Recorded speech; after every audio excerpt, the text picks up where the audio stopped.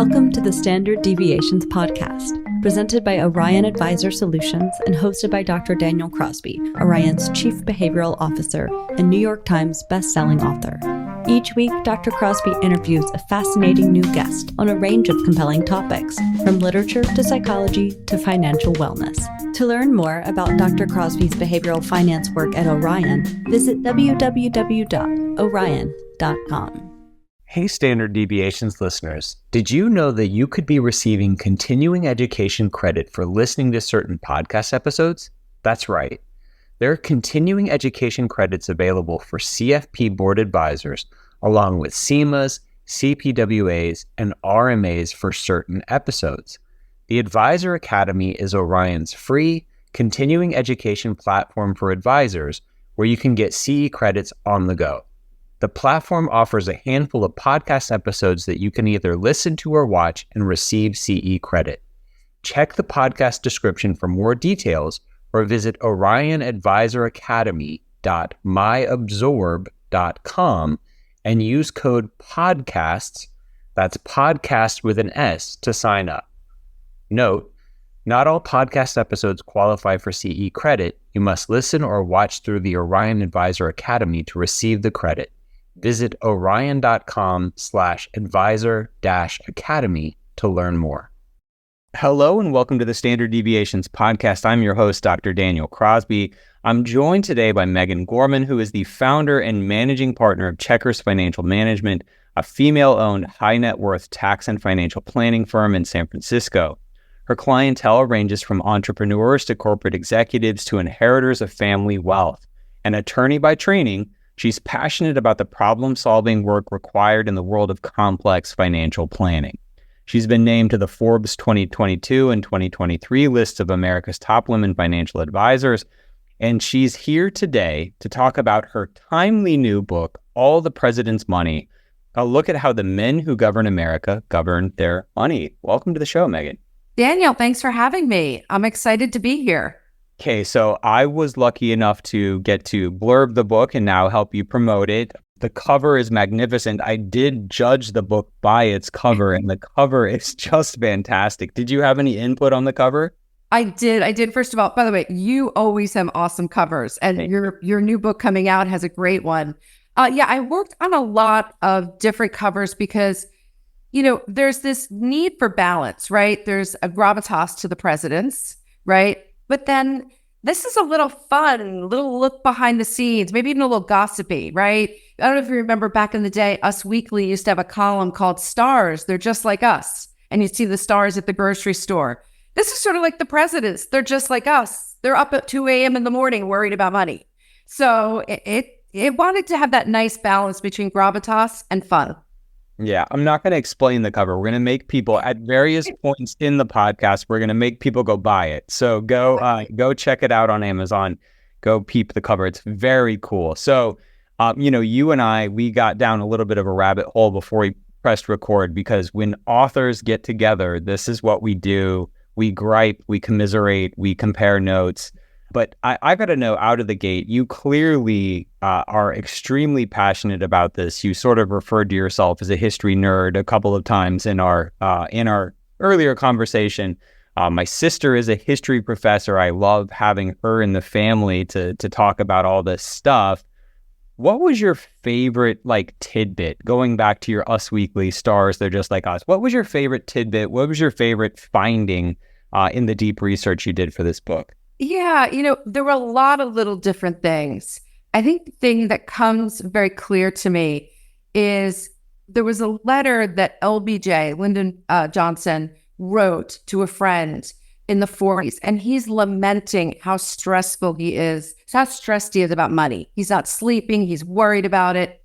And then literally in the next paragraph, he starts to talk about, I need to buy this new suit. And the suit he's talking about would be like buying a $5,000 suit today. So I love the fact that it was very human. Money humanizes people at a very deep level.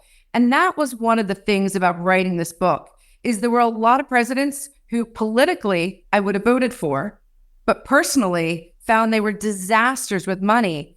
And then there were other presidents not people I would have voted for, but I loved them about money. And it resonated with how personal and human their journeys were to build wealth. Because one of the biggest misconceptions out there is that all of the presidents got to be wealthy. And that is a relatively modern phenomenon. Yeah, it's hard to, we'll get into this in a bit later. It's hard to be a politician these days without a nice war chest, but that is a more recent phenomenon. Again, that's probably the last thing I want to talk to you about. The final thing, because I think it's so important, is, should we judge and should it influence our decision about who to vote for these financial decisions? When I was writing The Soul of Wealth, I found what you found, right? If you can afford a $5,000 suit, like if that's within the realm of consideration for you, you're sort of objectively wealthy, and yet people don't always feel that way. So, being rich is at least as much a psychological phenomenon as it is a money in the bank phenomenon. And the presidents really are just like us. One of the stories that I loved in the book, you talk about financial anxiety, which of course caught my attention, in specific with respect to Harry Truman. Harry Truman, we think of as a very tough guy, a very strong leader. Talk to us about Truman's financial anxiety and how this impacted him. Yeah. So first of all, in looking at Truman, when you talk about his money, most people think he was our poorest president. And that is a big misconception. But Truman grew up in a family that was a farm family. And there was a lot of volatility in his family's own personal finances. And he had a father who ended up taking a bet on a business and lost all of the family's money. And when you think about that, that's a traumatic thing to have happen. And it happens to Harry when he's about to go to college. And so he doesn't get to go to college. And that's, if you think about it, he's the last American president that we've had that didn't go to college. So that was very traumatic to grow up in that type of volatile household. And we all know people who grow up that way. And I think that anxiety really shows itself with Harry Truman in his letters to his future wife, Bess Wallace. So they had a very, very long courtship. And that's because Bess Wallace's family had money and Harry's didn't have money. And he would write her letters because he was always off trying to make money. And he manifested a lot of his financial anxiety in get-rich-quick schemes. He owned a zinc mine. He owned an oil well. And by the way, he ended up having to sell the oil well because he was running out of money. And a month later, it hits oil. Oof. Right? Bad luck on that. He sets up the haberdashery, right? He takes a lot of these jobs because he's taking on risk and he wants to win big. And what's really challenging for him is the decision-making, because the pressure and the anxiety makes him at times make the wrong decisions with how he interacts with money. And so that anxiety reads through in his letters to his wife. He really, truly wanted to be successful with money. But this is what's really important. Harry Truman had something today that we don't have as much. Because back at the turn of the century, you could fail a few times and still make money. And Daniel, you and I, talk to people all the time about things like student loan debt, right? Or how hard it is to buy a house. And I would make the argument that it is harder today as an American to achieve your financial goals, and you don't have many opportunities to pivot when things go wrong. So Harry Truman is an example of being anxious, of struggling, and ultimately finding a way to succeed. And I'll tell you in a moment how he succeeds. But he had the ability to take more chances and to fail more. And that's a big, big deal. Now, how did Truman eventually succeed with money? It's sort of a little bit of luck in how the law changed with Congress. So when he took office after FDR dies, he is getting a $50,000 salary. And Congress says, you know what? We haven't raised salaries since the turn of the century, since Theodore Roosevelt was in office. So we're going to increase it to $75,000. And by the way, we're going to give the president a $50,000 tax-free entertaining budget that he didn't have to provide an accounting for. Now you think about it, this is a man who struggled to succeed financially. Now he's being given a lot of income, more than most Americans make. And he also has a White House that's falling apart. So he ends up getting money to renovate the White House. And at the same time, because the White House is being renovated, he can't entertain. So what does he do with that $50,000 budget? He saves it. And he saves it very conservatively because he's learned his lesson in that taking chances and risk doesn't always benefit him. Buys things like treasuries, puts it in his savings account, right? Very conservative instruments. Now, 2 years into this, Congress is like, wait a minute, we're just giving him tax-free money? We got to change this rule here, right? There's got to be more accounting involved. But that allowed Truman to really save and create stability. And ultimately, when he died, he was worth about $750,000, which today probably is closer to $5 to $6 million. Yeah. So a guy who was very much struggled a lot with money over the course of his life, but ended up succeeding. What is it that's changed from then to now? You know, you talk about it, it certainly feels that way to me, that things are more tenuous now, that there's less of an ability to pivot. What do you see that's changed from then to now that makes that the case, that makes us more fragile? Yeah, I mean, it was something I struggled with in writing the book because I kept saying, you have these stories, right? You have young Richard Nixon growing up in Whittier, California. The father owned a grocery attached to a gas station, and Richard Nixon was in charge of citrus products for his dad, but grew up, very hand to mouth, able to go to college, but spends $280 a year in tuition, right? You hear these stories, and we love them in American history. The poor boy grows up to become the president of the United States. And here's what I'll say is the hurdles were there, but not as high as it is today. So you think about paying $280 a year in tuition in 1930, that would mean with the cost of inflation, tuition should be $7,000. NYU this year is going to be $90,000. So you start to think about this and you realize, oh my goodness, we've convinced everybody in America they need to have a degree to become, to be successful, to have a good salary. But the truth of the matter is we've now made it so expensive. Is that really the right thing? Other things like buying houses, right? One of the things I love about America, I've just spent 4th of July in Clear Lake, Iowa, very quintessential American town. And when you go around town, you see these houses that were built in the 1910s, 20s, 30s, and 40s. And they were typically built through kits from Sears Roebuck. Years, yeah. Right? I love this. But those houses cost at that time maybe $5,000, right? Today, it is really hard to get into the property market. First of all, you need to have 20% down, which is an archaic banking rule that doesn't even apply today. By the way, what is more American than being an entrepreneur? But if you don't have a W-2, it's really hard to get a mortgage. Being an entrepreneur makes it very challenging to get access to capital in this country. So what I sort of took away from it was the institutions that we have not kept up with who we are as a country. And I believe that's a lot of the frustration.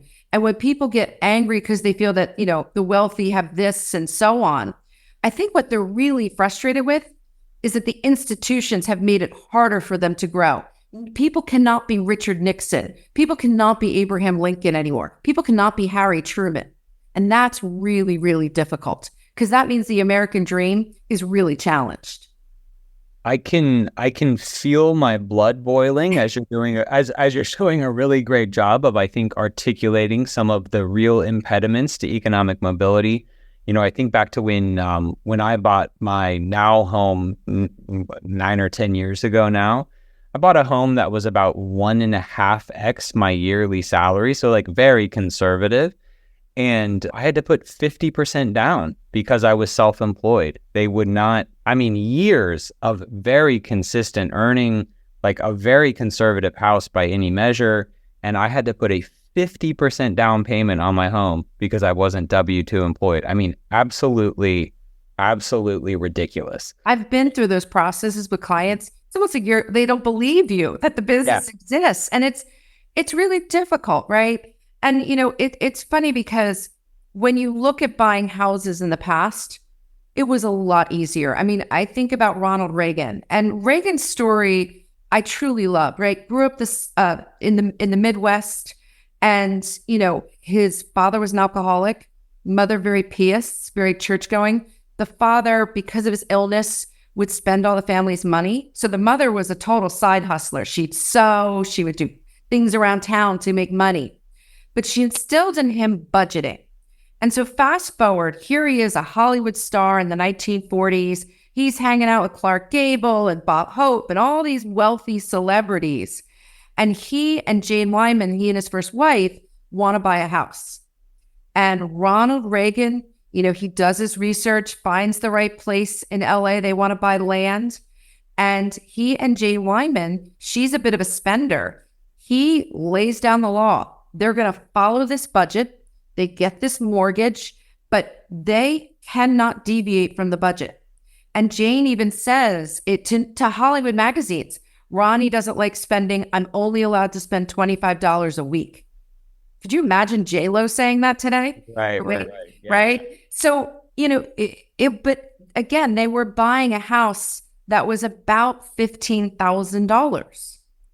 Today, that's a house that would be worth about $250,000. There is nowhere in the Pacific Palisades of Los Angeles that there's a house that costs that much, right? So again, everything has just gotten more expensive. And what Americans are struggling with is this concept of affordability. We talk about inflation, right? We talk about, are we in a recession? But the big crisis today is affordability. And for the presidents, life was hard for them. Finances were hard for them. They have the same human struggles, but it wasn't the same affordability struggle. Yeah, no, it's huge. I grew up in Alabama, historically one of the most, affordable places in the country to live. And in the zip code where I grew up, I think the average home's now $500,000. I mean, in Alabama, it's absolutely stunning how unaffordable life is these days. And it's kind of heartbreaking what it does to people's ability to climb the ranks, like some of the stories you talked about. Let's pivot to Calvin Coolidge's stock market experience and tell us what advice he got from his stockbroker. Oh, I love this story. Okay, so first of all, if we go back to when he was leaving office, it was 1928, Depression hadn't hit. And a gentleman named Charles Merrill, who is the Merrill of Merrill Lynch, was like, Cal, come join my board. I'm going to pay you $100,000 a year. I mean, he was offering to pay him $1 million a year. And Calvin Coolidge was a very thrifty guy, right? We always think of him as Silent Cal. He was very quiet, but he was very thrifty with money. In fact, he called himself thrifty. And Coolidge thinks Merrill, he's not interested. And Merrill at this time, just so you know, has this theory that the market's going to crash. And he pulls all of his clients' money out of the market, okay? But Coolidge didn't want anything to do with it. Coolidge goes with a competitor. And, when the Depression hits, Coolidge now has some money he wants to invest. And his advisors in the early 1930s say to him, hey, we think this 1929 crash that happened, it's almost over. You should get back in. So what does Hoover do? He puts his money in, and you and I think about it as, oh my God, is he like chasing return, right? And of course, the market continues to crash spectacularly for probably another 2.5 years. And he loses more money in the market and clearly frustrated by, the advice he got. In comparison, if he had listened to his buddy Charles Merrill and had gone with Merrill Lynch, he might have had a very different experience. So I bring this up because this is somebody who understood monetary policy. Calvin Coolidge, earlier in his career, had worked at banks as an attorney. And yet even he got caught up in a little bit of what we call herd mentality, right? The markets are down, they're probably down, everybody's saying to go, and he went and he put money in. And so that's one of the things that always strikes me is the issues we have today in whether we decide whether to buy or sell, they had 100 years ago. These psychological challenges in investing, this has gone on over the course of history, and it's something we all struggle with, which is why I always think we all should be kinder to ourselves, right? In sort of how we manage our money. We're very, very hard on how we're supposed to be doing it. And the truth is, we can't all be perfect all the time. So it's incredible. This is one of the reasons I love studying human behavior so much, is because it's just always there, right? Like, think about how much has changed in the intervening 100 years, and yet the behavioral traps that folks fall into in the markets are very much the same today as they were then. And, also there's this idea that, what got you here won't get you there. Like, there's, Sir Isaac Newton dies penniless. One of the brightest people to ever live dies penniless because of, behavioral missteps he made with his money.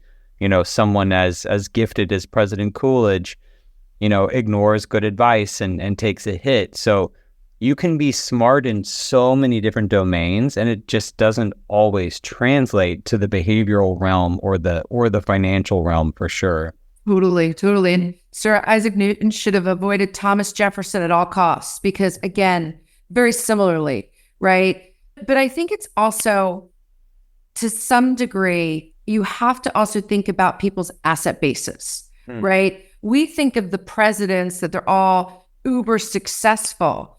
But a lot, when you look at the first, probably 10 to 12 presidents that we had, a lot of them came from the South with illiquid assets. And clearly slavery was a huge issue. I'm not giving any of them a pass on it. But if you think about it today, illiquidity is something we all deal with, right? And you think about, God, if Thomas Jefferson had just had a good cash reserve, he might not have almost lost Monticello at the end of his life. Right. So some of the basic blocking and tackling that we want people to do today with their money would have been good advice to serve presidents a long time ago who struggled with money and struggled with things like illiquidity. Yeah, for sure. So let's take it back to the first U.S. president. We're going to go a little out of order here. Oh, you're George, buddy George, your guy. You're clutching your pearls there. Like, this is your guy. Is this your guy? You know what? I have two presidents who I just love, right? Very different. Herbert Hoover and George Washington. And George Washington, to be very clear for anyone listening, you have to put an asterisk next to his name financially because of the slavery issue. But we think of George Washington at the end of his life in the 1790s, right? With the gray hair, very stoic, doesn't smile much because of all the issues with his teeth. But if we went back to when he was born, and his growing up, he is the total American success story where hustling and being clever and leveraging your connections made a difference. Because George Washington was not the first son, right? His father had an earlier marriage and had a son named Lawrence in that marriage. George was the son of the second marriage. And when his father dies unexpectedly, George has, even though he's growing up on a gorgeous plantation and his father had means, George and his mother didn't. And they were beholden to his stepbrother who inherited the estate. And so George lost out on going to college. You think about it. Poor George Washington is alive at the time of John Adams, Thomas Jefferson, James Madison, James Monroe, brilliant men who all were educated. And poor George must feel like, oh my God, I didn't go to college. And these guys, Thomas Jefferson, that guy can write, right? But George had something in him. He had drive and he had grit. And grit is a really interesting aspect of money because you have to have the drive and the ability to do the hard work to make money. And George did a couple things that's important here. One, he borrowed a book from his neighbor, the Fairfaxes. We all know Fairfax, Virginia. They owned a lot of land. And it was a book on survey. So he learned how to survey. And then he convinced the Fairfaxes to have him go out and survey the land with them. So he learned a skill that in a new country was, and at that point it wasn't even a country, in the colonies, that was very valuable. Yeah. And then he used his relationships to get jobs as a surveyor. And this is really important, is if you're thinking about your money today and you're going, well, Megan, I'm not going to go learn how to survey because this is 2024. That's not going to do me anything. It's more about learning skills that you can leverage with your connections, right? It's becoming more specialized as you go through college, or learning something very unique, maybe an AI that you can use to leverage. And that's tapping into the George Washington way of making money. Now, before I get to how George really made a lot of money, I will point out one thing. One of the prettiest things we have in American documents are George Washington's budgets. He was a big budgeter, and he had beautiful penmanship. And so all of these budgets are saved at Mount Vernon and in the archives, but he was always budgeting. And even when he was leading troops during the Revolutionary War, he was managing the plantation he owned. He was writing budgets. He was trying to manage all of the land that he held because he was struggling at times with illiquidity. But George did something interesting that a lot of presidents did to make money, and it always makes me laugh, but George Washington also married up. And he married a very wealthy widow who had more money than him, and he became in charge of her dowry. And so it was a love match. Both of them were very attractive people. I mean, George Washington, he was like 6 foot tall. He was built when everybody was like 5'6", right? You saw him. And so he was able to make more money leveraging his wife's money. And so he died one of our wealthiest presidents. He also dies as one of our wealthiest presidents whose estate took 50 years to play out. There's actually a book on his money. So what I would tell people is, when you look at George Washington, think of him as a young guy hustling and that inner grit of learning a skill and leveraging, because that's what he did, what was so amazing. Okay, you heard it here first, kids. Get a skill, learn about AI, and marry rich. And budget. And you got to learn how to budget. And budget. The Washington way. By the way, a lot of them married up. You think about Lincoln. Yeah. You think about Dwight Eisenhower. You think about, even Bill Clinton, right? Bill Clinton didn't grow up with money, and Hillary Rodham did. She wasn't wealthy, but she was upper middle class. So right. It's a phenomenon that still happens today. Well, I've never thought about it explicitly, but when you think about the kind of character traits that would lead you to seek public office at that level, there's a degree of aspiration and social climbing. Yeah, right. I'm trying to be euphemistic about it, but yeah, it's like there's a degree of social climbing and strategic thinking about how you use people in your life. Not to say that they don't love each other, but you're strategic about who you marry the same way you're strategic about getting good skills that will pay you. So yeah. And you and I know, in working in money, having the right career path helps, but who you marry is a huge impact on your financial decisions, right? Yeah. To some degree, Abraham Lincoln married up. He married the wealthy Mary Todd, but Mary Todd had a lot of psychological issues. Yeah. Right. And she was a spender. And so when you look at their engagement as a married couple, there's a lot of financial infidelity going on. She's running to New York and spending while he's president, and he's taking his presidential salary and buying treasuries, right? And squirreling money away. So they don't really talk. And so that's one of the sad things about some of the money stories of the presidents, is you see where they're making mistakes that I think today, in our more money evolved world, we talk about these things more, in terms of like husbands and wives, or wives and wives, or spouses talking about money together and seeing it as a joint vision, particularly because unlike in Washington or Jefferson's day, marriages today can last 5-6 decades. Yeah, no, that's fascinating. Let's go to your other favorite now. Washington, like that's an easy favorite, like lots to love. Your enthusiasm for this work is evident in everything you've talked, the depth of your research, all the great facts you brought to bear. But Herbert Hoover, you gotta be in the 1% of people whose favorite president is Herbert Hoover. So yes, look, not a great president. I'll be the first to tell you this. Yeah. Hoover's story is inspirational. Born in Iowa, his father is an entrepreneur, but dies when Hoover's 4. His mother was this inspirational Quaker preacher. She dies when he's 9. but she had taken advantage of a new financial instrument that was going on that came out of the Civil War. She had life insurance.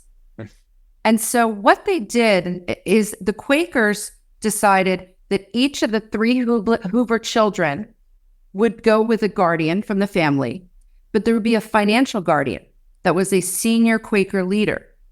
And so what Herbert Hoover learned as a very young boy was how to budget, because he would have to budget with his guardian to submit the request over to the financial guardian to get money to pay for things like trousers, cough medicine, like the basic things. It sounds harsh to put a child through this, but when you look at the academic data on what ages you should introduce financial concepts to your children, Hoover is on textbook on when he should have been learning these things.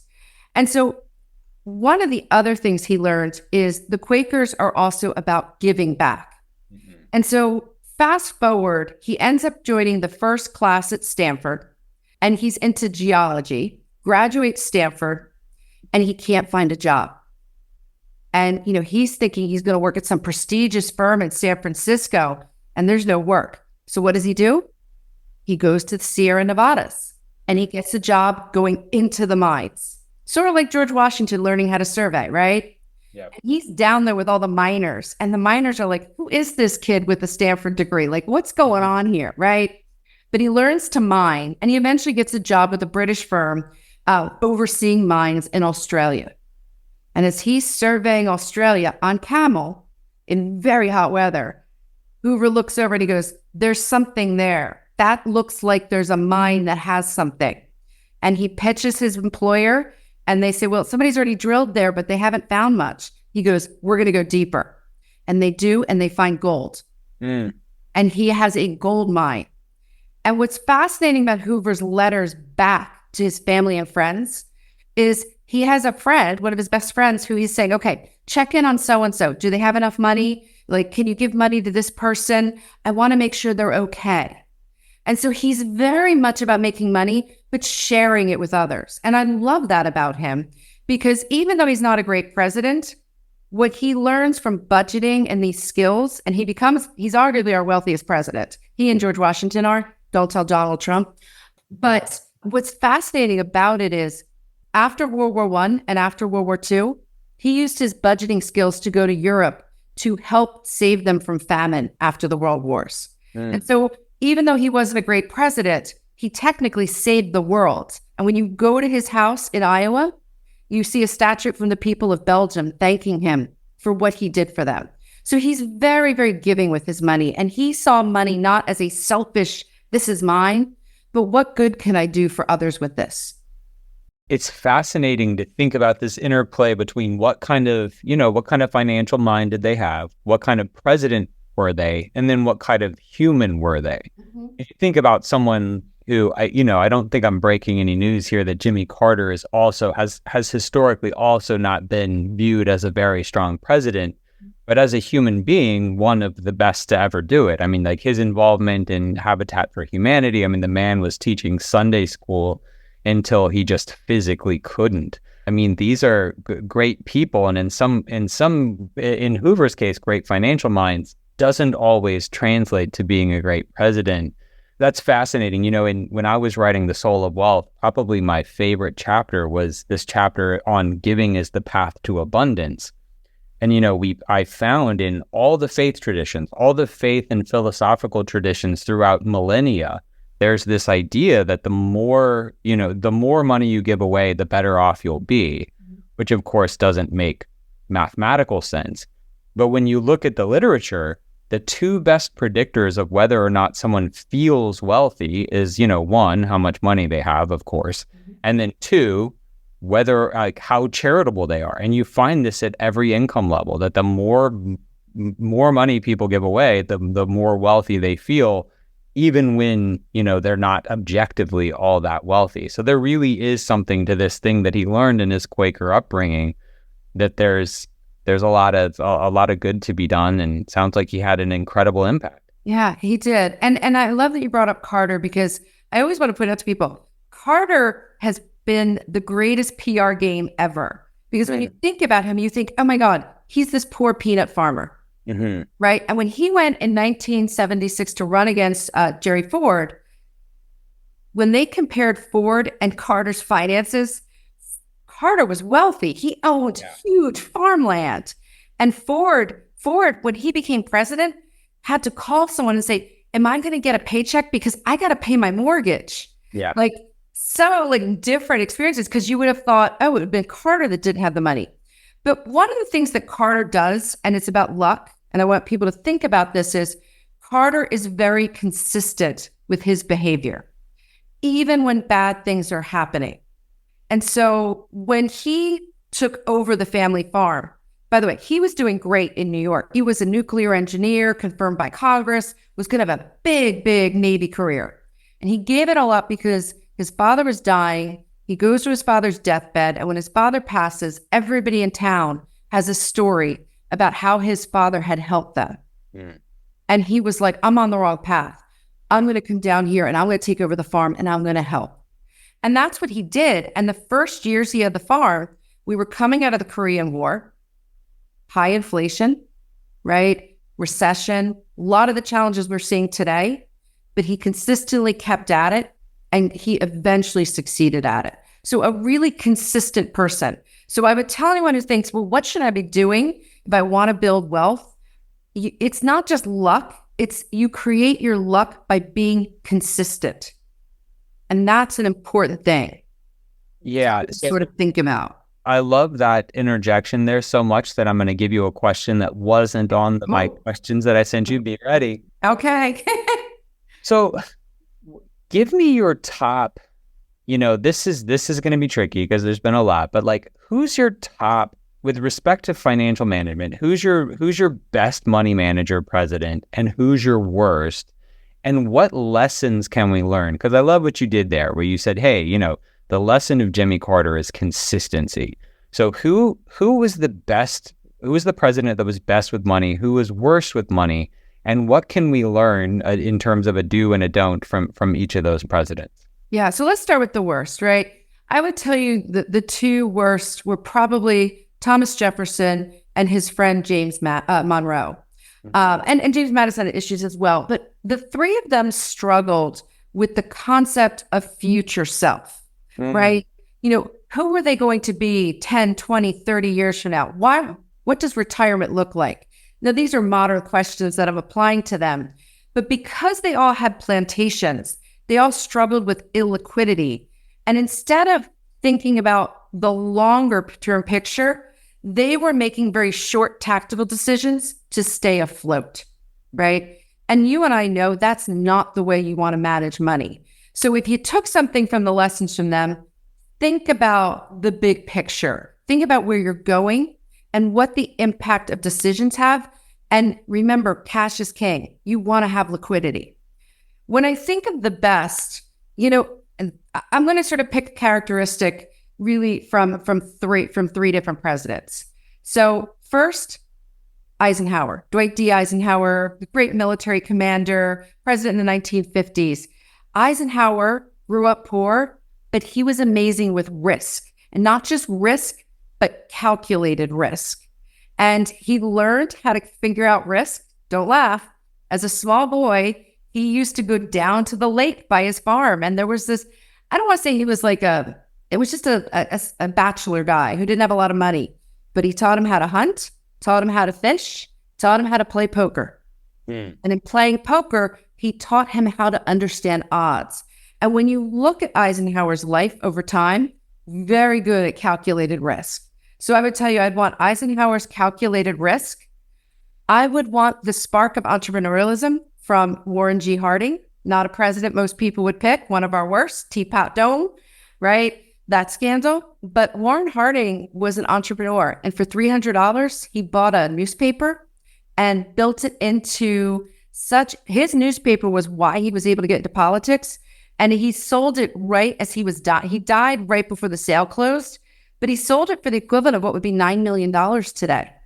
And what he had done is he had done a really intricate estate plan that contemplated his death before the sale happened, and did a lot of great estate planning in regards to his wife and his family. And then the other one I would come back to is, someone who I feel like is just a great budgeter, Herbert Hoover. Don't overlook Hoover. And over the course of his life, from the mines in Australia to saving the Stanford football team through his budgeting when he went to Stanford, he was such a great budgeter. And those are sort of the three skills, right, that really make a difference. Calculated risk, connecting with your future self, and budgeting. Yeah, I love this super amalgamation you've just created for us. If you've got those things, you've got something special. If you understand that risk, you're in touch with your future self, you understand probability, you've got that spark of entrepreneurship, and then you keep it all tight with a budget, you're on your way. So, you're making me wistful for the good old days that I never really lived through. But, let's talk about today now. We live in a world now where it's much easier to monetize the presidency. Presidents, when they leave office, can get paid $250,000 per appearance. I mean, it's a very different game now than it used to be. What do you think about that, and what is the impact of that ease of monetization on democracy?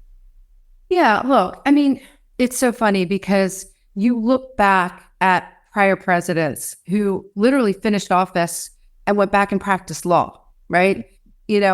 But Jerry Ford is the one who really revolutionized this, because when he left office, he was 60. He was young. And he was like, and I'm quoting in his oral histories, he said, "God damn it, I'm a capitalist." Mm-hmm. He's like, I'm going to make money. I'm going to take advantage of this.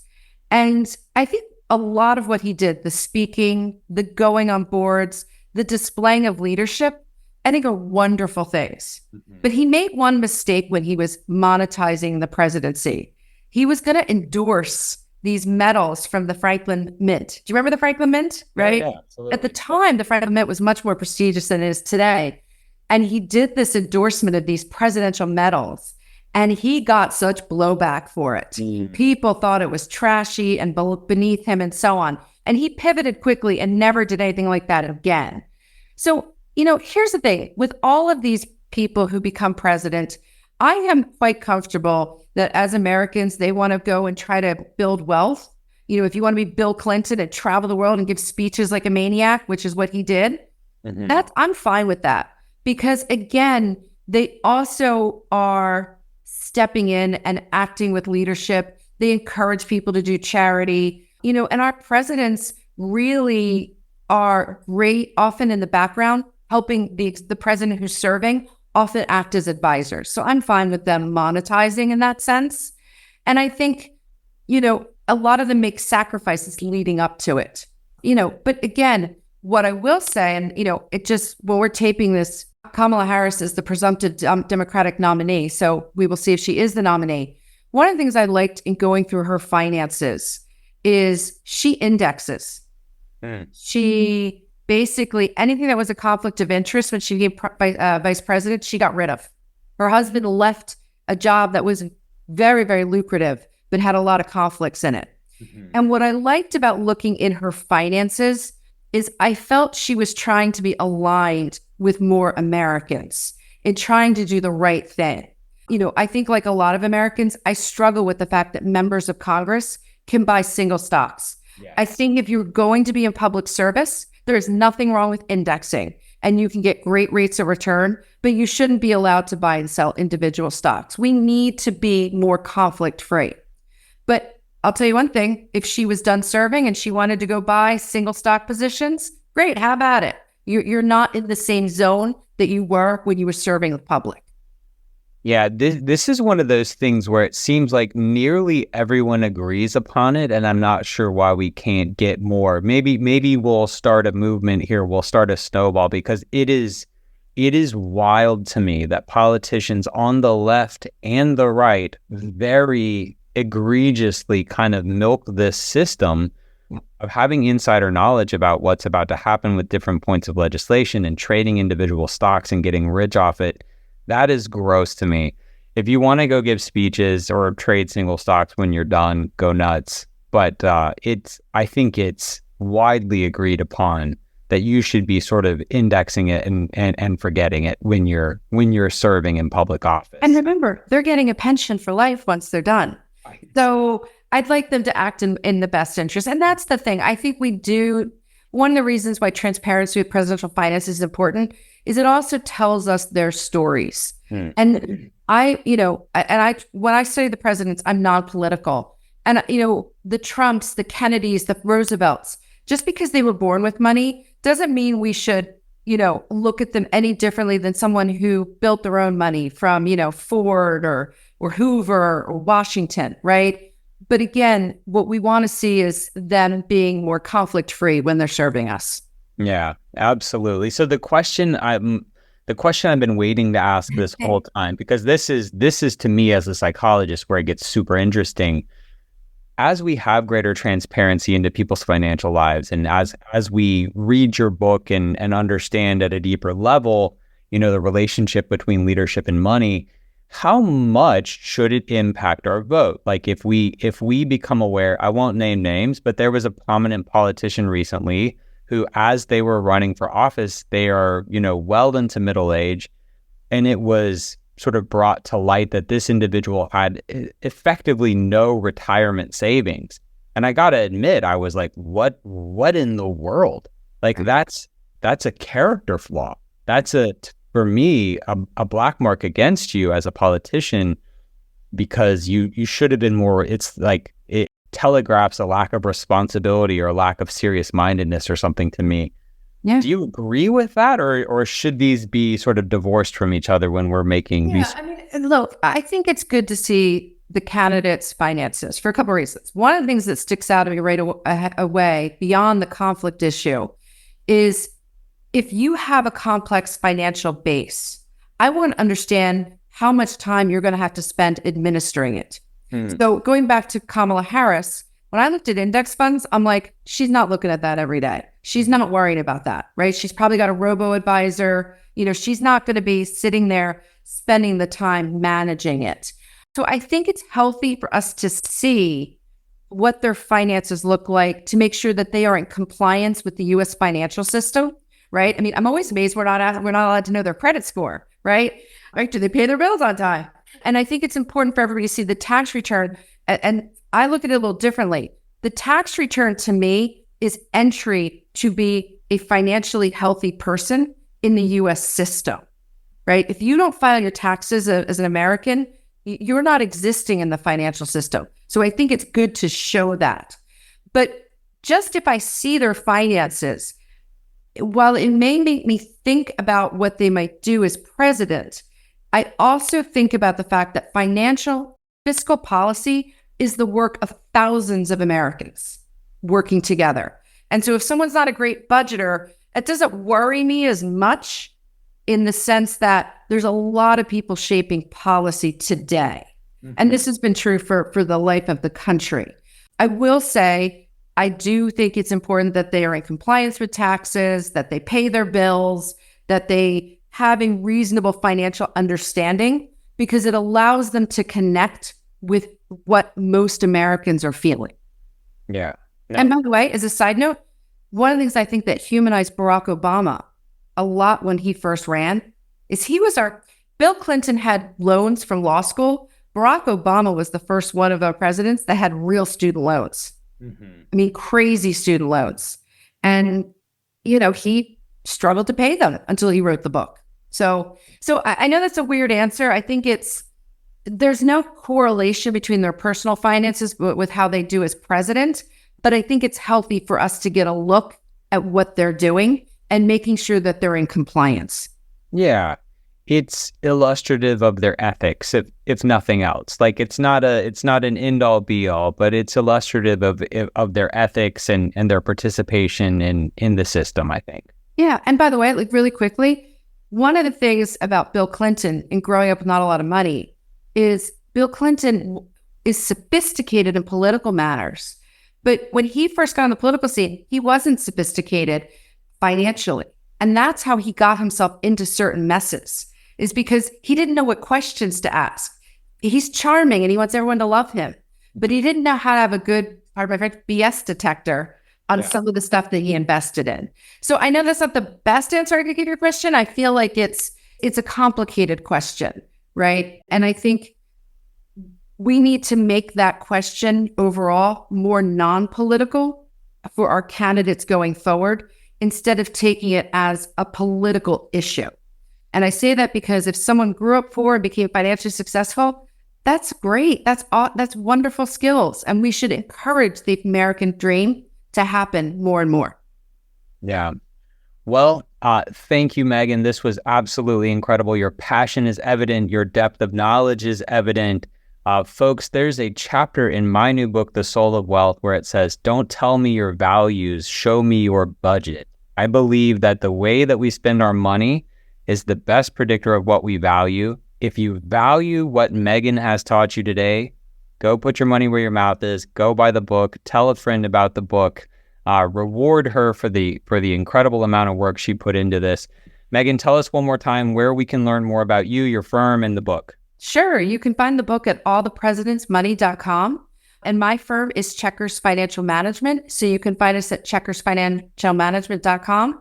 So feel free, if you read the book, I'd love to hear the feedback because this was so much fun to research and write.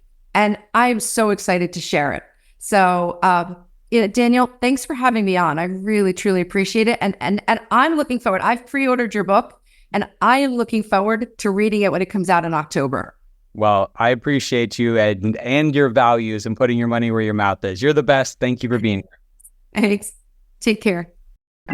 Thanks for tuning in to Standard Deviations. If you can't wait till next week for more behavioral finance insights, visit www.orion.com. All opinions expressed by Dr. Daniel Crosby and podcast guests are solely their own opinions and do not reflect the opinion of or endorsement by Orion and its affiliates, subsidiaries, and employees. This podcast is for informational purposes only and should not be relied upon as a basis for legal, tax, and investment decisions.